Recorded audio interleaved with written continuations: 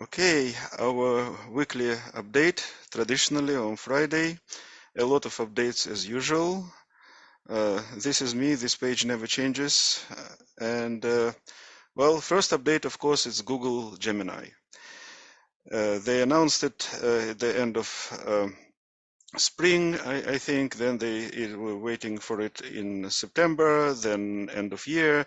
Then they postponed it, said it will be beginning of next year. And then suddenly, 2 days ago, they released it.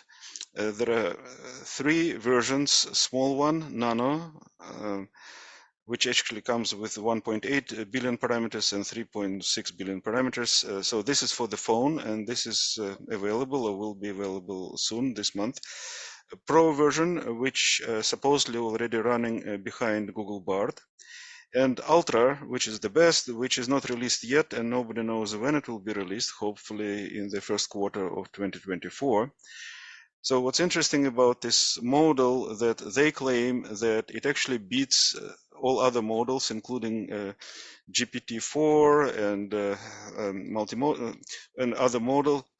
And it may be true. I mean, the Pro version is on the level of maybe GPT 3.5 or maybe Llama or some versions of Llama. So it's good, but not exceptional. Ultra seems to be exceptional, but it was not released yet. None of them are open source. So, well, they say that Ultra beats human experts on this scientific test. Really beats humans. State of art on 30 out of 32 benchmarks, beats GPT-4 and GPT-4V on almost all tests. And on 13th, we should see API and we'll be able to do integrations. So this is Gemini release. There was a lot of screaming, crying, discussion about it. One of the problems is that they released the video which shows how you work with the model, and apparently this video was not entirely true. Like what the prompts they show on the video and the prompts they actually were providing were different. So there is a post here. Oh, sorry, this is the video about the technical stuff, and this is the report. So you go here. It's pretty lengthy report from Google, which goes through all the details. Of course, we will not go through them now.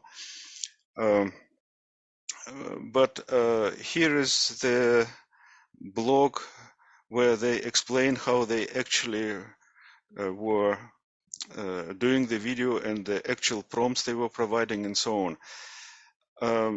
The consensus is that they didn't have to cheat, but in the video they actually cheated. Whatever. So training, they used the tensor processing units version 4 and version 5. A lot of superpods with thousands of those chips. They were going across data centers, you see, using multiple data centers because Ultra is huge. They don't provide how many parameters, how many like those centers or superpods total was used. What's interesting, they were using JAX. So bye-bye TensorFlow. So TensorFlow dead.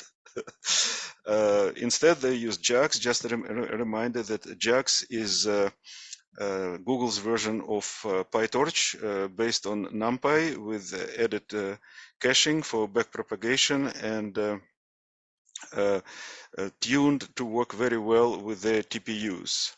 Well, PyTorch also can work with TPUs, but maybe not as well as JAX can. Anyway, they have one Python process which orchestrates everything else, which is running using JAX. Also, JAX is actually a library for Python, so you can say that basically it's a Python application heavily using JAX and running on top of TPUs. In their report, they spent a lot of time explaining data quality, how they were cleaning it, labeling it. They used people to do a lot of labeling. They call it data enrichment, and they paid for them. There's a lot of legal issues when people use data and don't pay for it, so they are very careful not to be sued.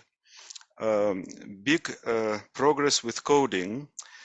So they say that the coding ability of the model, and by the way, this is how, like, the diagram of the model. So you may have different inputs, which may be text and sound and visual and video, like images and video, and they can be combined together, go through the model, and then split on the output.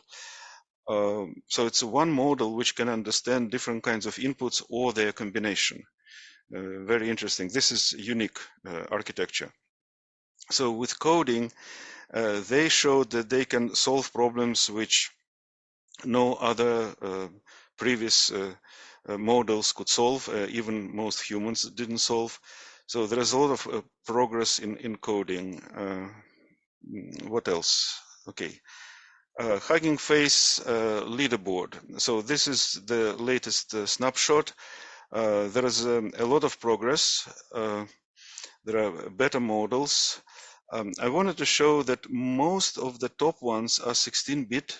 Well, this is 8-bit, but this is 180 billion parameters. And the Mistral, like the top small model, which is 7-bit I mean 7 billion parameters and 4-bit, it is on place 126 out of almost 2000. This is actually not bad, and so this is again model to consider. Every week they shuffle and something else happening. Anyway, this is another leaderboard which is crowdsourced called Arena. And what's interesting, so I took the top of it just to show you that most of the winners are all proprietary. They are not open source. There are only a couple, this Tula 2 and Wizard-LM, and they both are Llama based, 70 billion parameters. Okay, so this is interesting. Just to remind you that the way this crowdsourced arena is made, people can ask the same question to different models and then tell which one is better. So it's basically like a chess tournament or battle. Can you hear me? Guys, it's still working? Yes. Yes. Yeah. We can. Okay, thank you. Hi, Bella. Okay. Hi. Some miscellaneous updates. OpenAI App Store launch date is moved to 2024. Meta Purple Llama Safety Project. This is really interesting.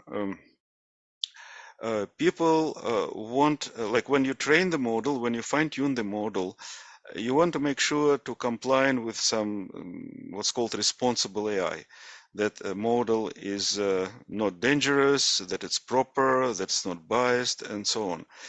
There were some methods to evaluate the quality of the model before, the safety of the model, but now it looks like people are shifting towards using large language models to evaluate. And this project called the Purple Llama Safety Project, and it has two products, cybersecurity evaluation and Llama Guard. Like specifically Llama Guard, it's a small Llama 7 billion parameter model, which is fine-tuned to classify safety of the prompts and of responses.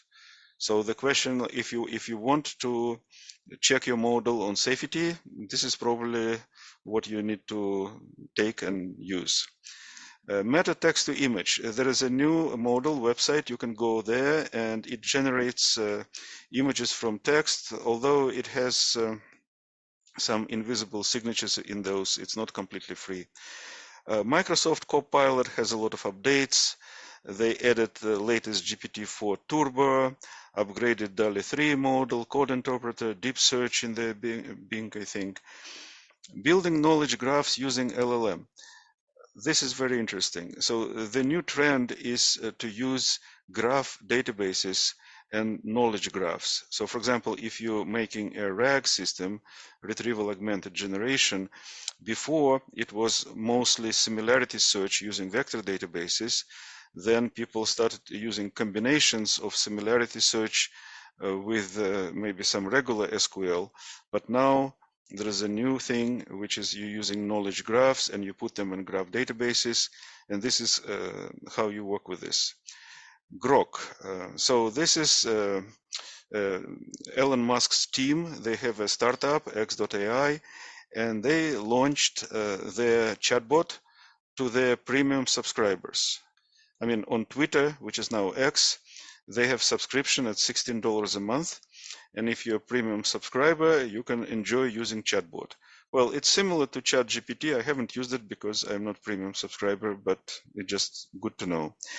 Okay, S-LoRA. Scalable serving of many LoRa adapters by retaining all adapters in the main memory and selectively transferring them to GPU active queries.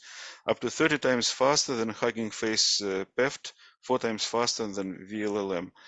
Well, again, interesting. If you want to serve multiple models, multiple adapters, this is probably the way to go.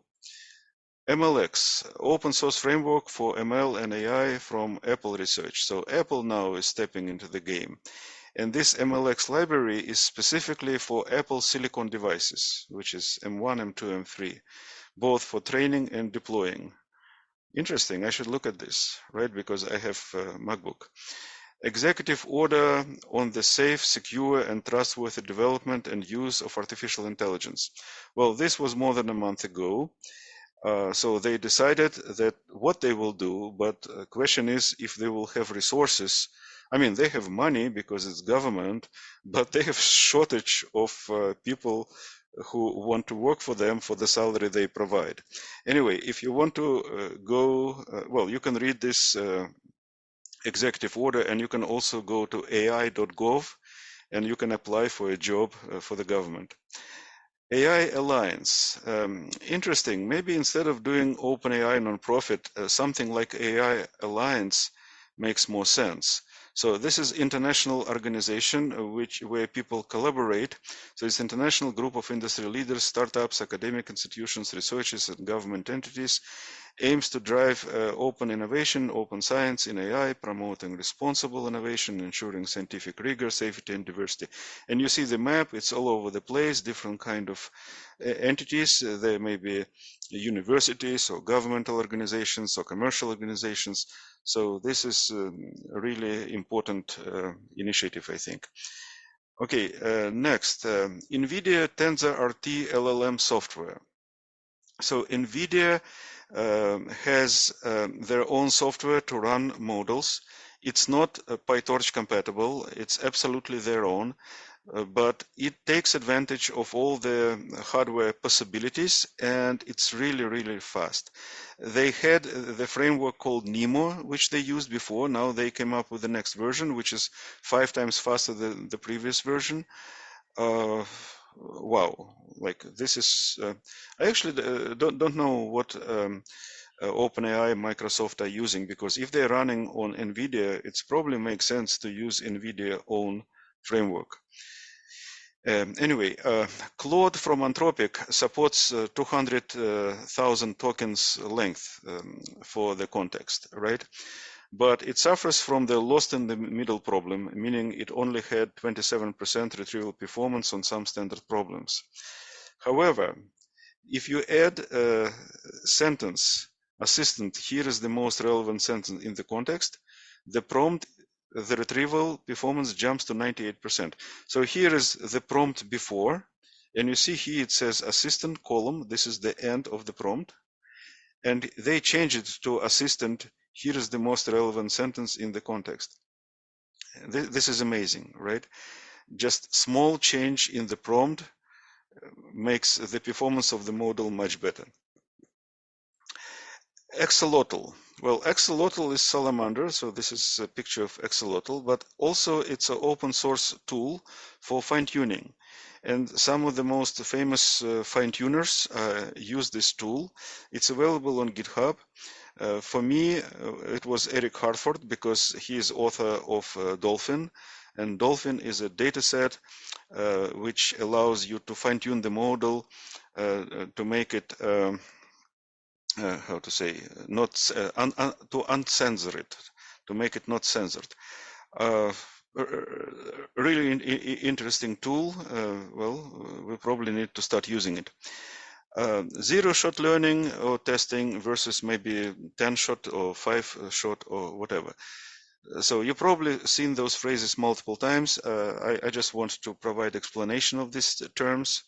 So 10-shot means that the model is given 10 examples, for example, question answer, before asking the main questions. So the examples are usually are given inside the prompt as part of the prompt, part of the question, and they provide an example how to answer. So they guide the model to answer the main question in a specific way. Being good at few-shot learning is important for tasks where there is a limited amount of training data. Ideally, you want the model to be able to learn from just one example or demonstration. Yeah, this is ideal. You show one time and then the model can reproduce multiple times. You show how to solve a problem, like in mathematics, one time, and then the model can solve it. This or similar problems. So this is ideal, right? And 10-shot or 5-shot or whatever testing, it tests the ability of the model to do that.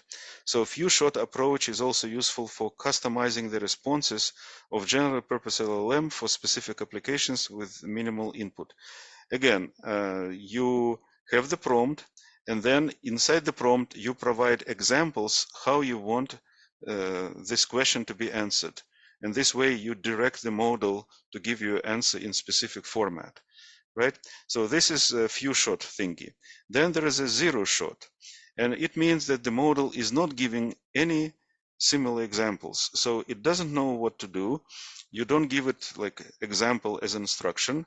So the model must use its like general understanding of language and world to infer the response somehow. So zero-shot tests the ability of the model to generalize to handle unknown situations. Zero-shot learning shows the model's ability to infer without prior exposure, while few-shot, like 10-shot, learning demonstrates adaptability with a minimal number of examples. Okay, Zephyr. Zephyr models, helpful assistants. There are several Zephyr models. They're different. Zephyr means wind. Well, Zephyrus is a Greek god, a gentle and refreshing breeze, usually warm, usually spring. Zephyr, light or gentle wind, pleasant breeze that is refreshing and calming. So Zephyr models. There is also Mistral model, which is different, which is a startup from France, and Mistral is a strong, cold wind in the southern France, like very strong, very noisy, very dominating. And the word Mistral comes from the word master, so like dominating something. And Zephyr is gentle. It's completely different.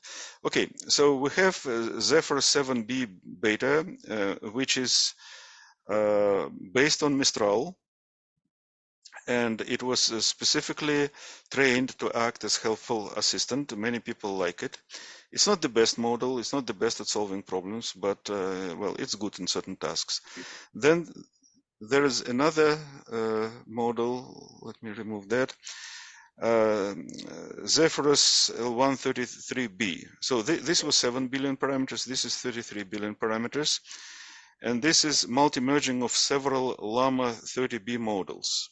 So the first one was Mistral based, this is Llama based, several Llama models, and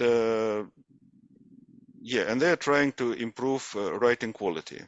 And then another model recently, a stable LM Zephyr 3B from Stability AI. It is not based on Llama, it is not based on Mistral, although they say that it's inspired by Mistral. And what's interesting, it's really small. It's 3 billion parameters. On the picture, they provide Calibri, it's like a small bird. The bad thing about it, it's a non-commercial license. So for private use, for research, it's open, you can use it, but you cannot use it for commercial. The good thing is it's much smaller than other models, and well, it's good enough for certain tasks. Okay. Streamlit. I bumped into it and wanted to say a few words about it. So when you are creating when you have a data science project and you put something on the website, right? Many ways of doing this. I used Flask before, but Streamlit is definitely better because Streamlit is a Python library. It's open source, and it allows you very easily to create like scientific data sciencey presentations, pages. Like here, for example, I import Streamlit and matplotlib, and I create some plot and I show it. Well, I also make title and I write some text on the page. Well, I didn't provide the image of this page, but you see how easy it is. And you start it from the prompt. You type Streamlit run app.py. App.py is this file with this text, and you can optionally specify the port. It's a good thing. It's convenient to play with, but it has some predefined components which are convenient to use, but they're limited. So limited theme options, you cannot directly use HTML, CSS, and it may become slow on big data, right? So it doesn't scale very well. It exists for like 4 years, and it was acquired by Snowflake. Snowflake, it's a database on Amazon Cloud. TaskWeaver versus AutoGen. I wanted to make a page about it. So nowadays, people, when they create agents, they make an agent as a team of several agents. And Microsoft AutoGen is one way to do it, and another is TaskWeaver. And again, a Python-based framework which allows you to create multiple agents which work together as a team. So you can look at it. There is a good video which talks about it. Scaling generative AI.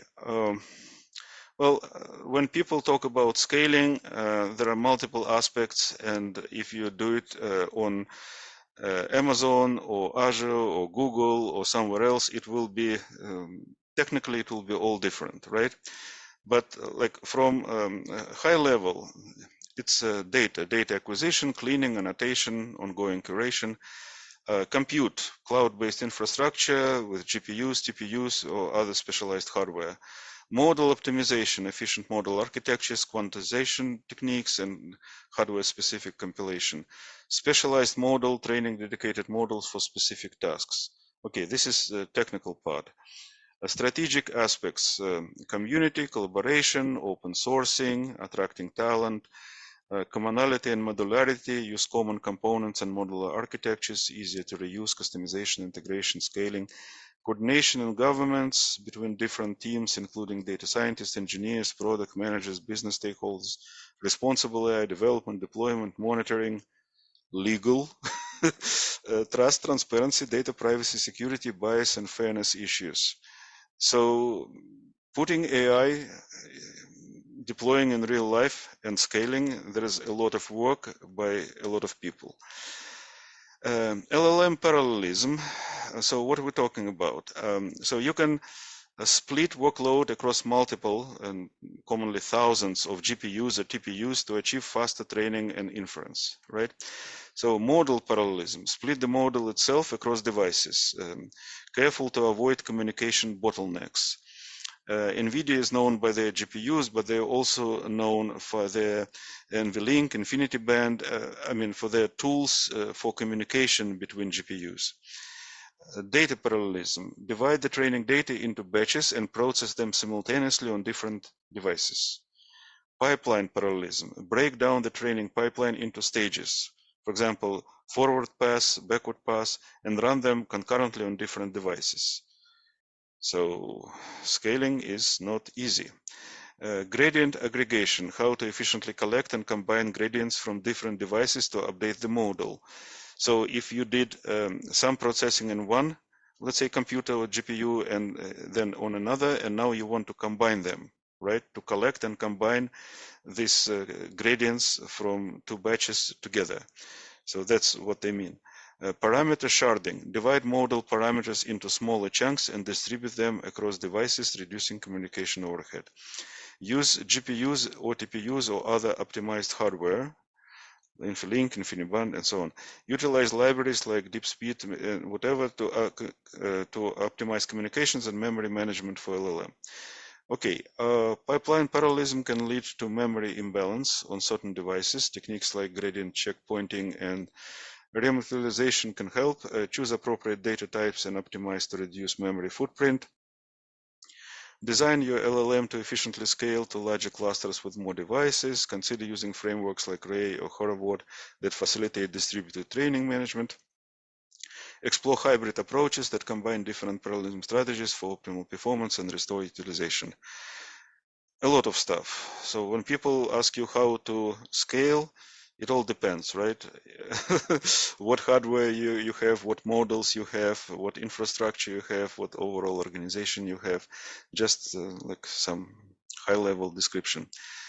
Generative AI interview questions. I bumped into a series of YouTube videos, and the questions are like, what is generative AI and where it is used? Or how does generative AI work? What is LLM? Generative versus discriminative models, AI skills. Here they just promote their tutorials. Top AI companies to watch, top generative AI models, LLM diffusion GANs. What is prompt engineering? Prompt engineering techniques explained. I could have probably provided summaries, just didn't have time. Okay, Microsoft Azure AI.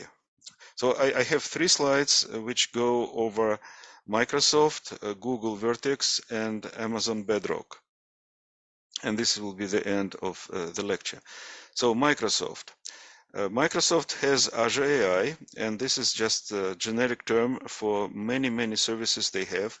They had cognitive services before, and now they also have Azure OpenAI and everything combined in between. So there's computer vision, text analytics, speech services, no code or low code, easy to use, quick integration with apps, diverse range of pre-built models. But usually when you have already pre-built systems, they may be 2, 3, 5, or 10 times more expensive than you can get if you actually use open source software yourself, maybe even just renting from Microsoft Linux server and running by yourself. So for getting this ease of use, quote, you actually have to pay a lot. Common use cases, image recognition, sentiment analysis, speech chatbots, and so on. Azure OpenAI service. So everything that you can get on OpenAI website, all the services, they also mirrored in Azure cloud, but they called a little bit differently, but even the pricing is the same.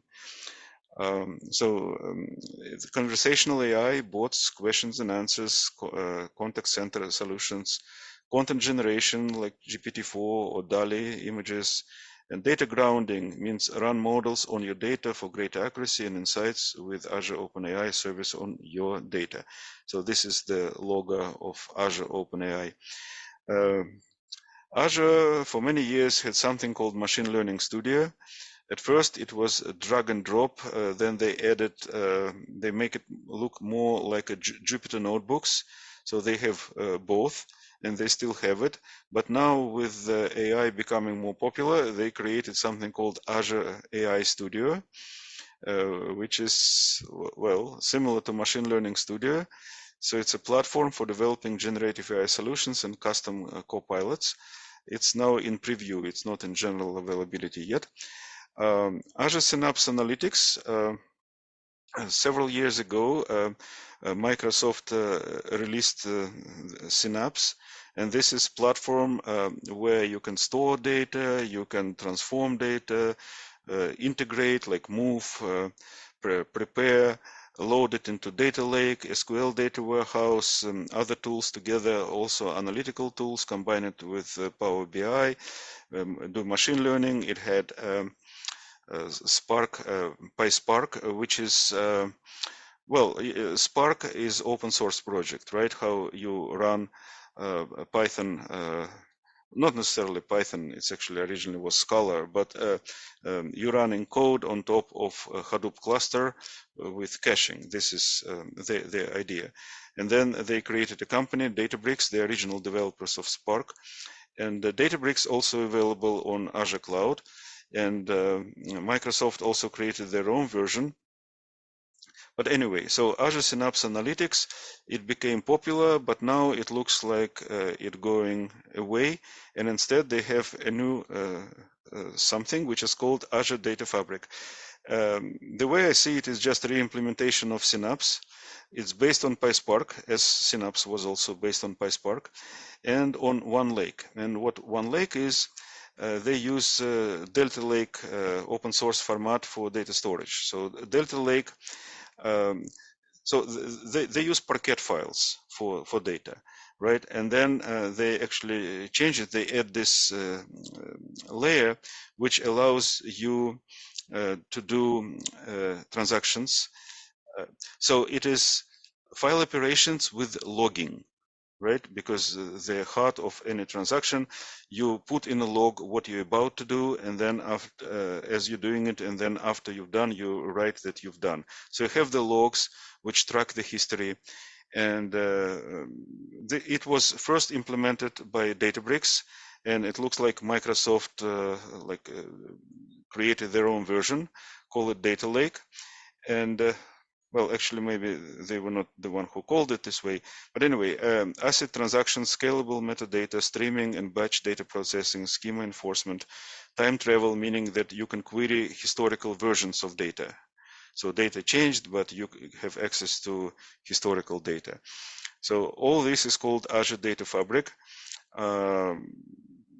All the pieces existed before. They just combine them and put the label on top of it. Anyway, so this is logo for Data Fabric, and this is Synapse Analytics. This is Machine Learning Studio. Google Vertex AI. Well, it exists for 2 years, right? Most people never heard of it, but it's a managed machine learning platform from Google Cloud. So it allows you to build, train, deploy, and manage machine learning and make AI applications. It's a full machine learning lifecycle, data preparation, model training, deployment, monitoring. It has AutoML. Yeah, and Azure also, they have AutoML. Customizable, scalable, generative AI tools, text, images, code, accelerated development using the tools they provide. Reduce cost, increase productivity, enhanced user experience. Common use cases, same as always: image recognition, text classification, forecasting, fraud detection, customer churn prediction, generative art, and so on. So here is some documentation. I never worked with Vertex. I used Google Colab. Well, everybody used Google Colab. It's basically like Jupyter Notebooks, but they're on Amazon Cloud, and they have access to their tools, to their servers, to their TPUs. A lot of libraries are pre-installed, so it's easy to start a project.